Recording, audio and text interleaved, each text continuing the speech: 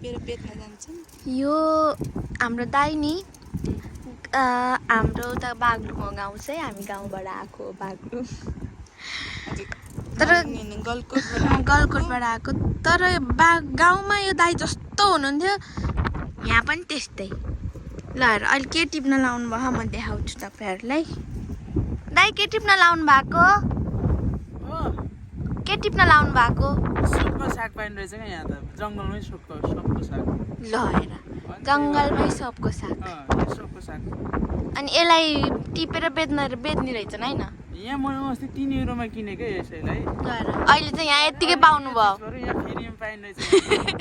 यो फ्रीमा पाइने चिजलाई आज टिपेर लर खाम है। त्यही दाएर लगेर खाने हो। यो भनेको चाहिँ नि यो नेपालको डोना दाइको 25 करोड भन्छ हरेक कुरामा।